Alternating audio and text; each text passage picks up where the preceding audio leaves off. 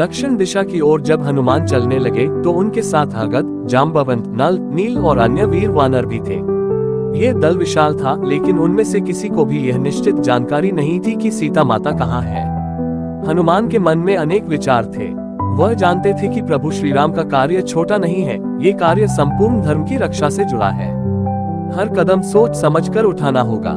जब दक्षिण दिशा की ओर वानर दल चला तो प्राचीन वनों के बीच पगडंडियां थी, कहीं ऊंचे पर्वत, कहीं गहरी घाटियां। हनुमान जी सबसे आगे चल रहे थे, उनके चेहरे पर दृढ़ संकल्प था। प्रभु श्री राम की आंखों में उन्होंने सीता माता के वियोग का दुख देखा था। अब ये दुख उनका अपना बन गया था। हर सुबह जब सूरज की किरणें वन के पत्तों से छनकर आती, वानर दल कुछ क्षण विश्राम करता। जाम्बवंत अपनी अनुभव की बातें सुनाते। अगद को तो ये पहली बड़ी यात्रा थी, पर उसने साहस से कोई कमी न आने दी। सैकड़ों योजन की यात्रा तय करते हुए वानर हर जगह सीता माता के संकेत खोजते। कभी किसी साधु से पूछते, कभी किसी वृद्ध स्त्री से। हनुमान हर बार सीता माता के रूप लक्षण बताते।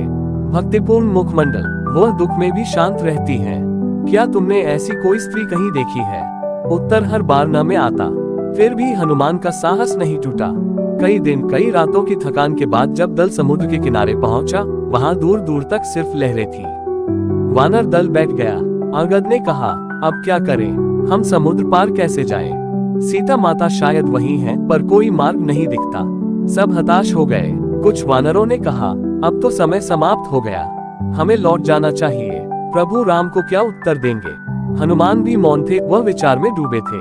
तभी वृद्ध जाम्बवंत मुस्कुराए और हनुमान की ओर देख बोले, हनुमान, तुम क्यों चुप हो? क्या तुम नहीं जानते कि तुम में कैसी अपार शक्ति है? हनुमान ने विनम्रता से कहा, मैं एक सेवक हूँ, क्या मुझ में शक्ति है? जाम्बवंत ने हनुमान को उनकी बचपन की कथा सुनाई।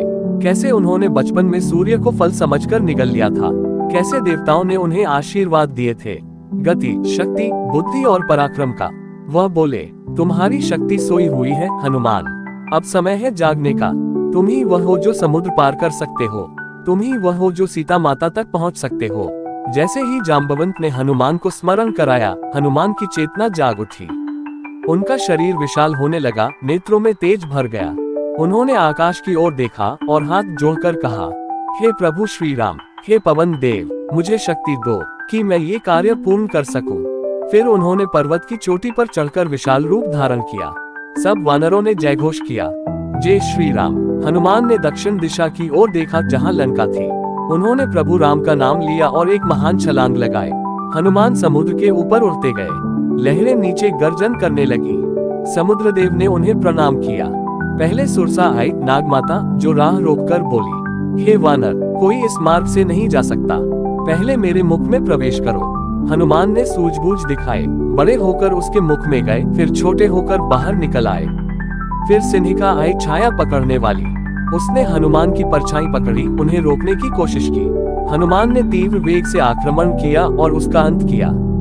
हनुमान रुकते नहीं थे, उनका मन एक ही स्थान पर केंद्रित था, सीता माता। नेक्स्ट पार्ट को देखने के लिए हमारी साथ जुड़ी रहे और स्ट्रेंज कार्टून वर्ल्ड को सपोर्ट करें। जय श्री राम।